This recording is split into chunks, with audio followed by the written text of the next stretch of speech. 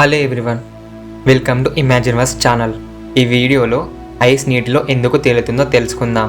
ముందుగా రాయి నీటిలో మునుగుతుంది, ఇనుము కూడా మునుగుతుంది, కానీ అదే నీటితో తయారైన ఐస్ మాత్రం ఎందుకు తేలుతుంది? ఇక్కడ బరువు వల్ల కాదు, ఇది డెన్సిటీ వల్ల తేలుతుంది. ముందుగా మనం డెన్సిటీ అంటే ఏంటో తెలుసుకోవాలి. సింపుల్గా చెప్తా, ఊహించుకోండి. ఒక ఆబ్జెక్ట్లో మాలిక్యూల్స్ ఎంత దగ్గరగా అమర్చబడి ఉంటే వాటి యొక్క డెన్సిటీ అనేది అంత ఎక్కువగా ఉంటుంది. మరియు ఒక ఆబ్జెక్ట్లో మాలిక్యూల్స్ ఎంత దూరంగా అమర్చబడి ఉంటే వాటి యొక్క డెన్సిటీ అంత తక్కువగా ఉంటుంది. ఎందుకంటే వాటి మధ్య గ్యాప్స్ అనేవి ఏర్పడుతుంది కాబట్టి. ఇక్కడ వాటర్లో డెన్సిటీ అనేది ఎక్కువగా ఉంటుంది. ఐస్ విషయంలో నీరు గడ్డగట్టేటప్పుడు కణాలు దగ్గరికి రాకుండా దూరంగా అమర్చుకుంటాయి. ఒక క్రిస్టల్ స్ట్రక్చర్లో మధ్యలో గ్యాప్స్ అనేవి ఏర్పడతాయి. ఇలా గ్యాప్స్ ఏర్పడడం వల్ల మాలిక్యూల్స్ దూరంగా అమర్చబడతాయి. అందుకే ఐస్ నీటి కన్నా తక్కువ డెన్సిటీ కలిగి తేలుతుంది. ఒకవేళ ఐస్ తేలకుండా మునిగిపోయి ఉంటే ఏమయ్యేది?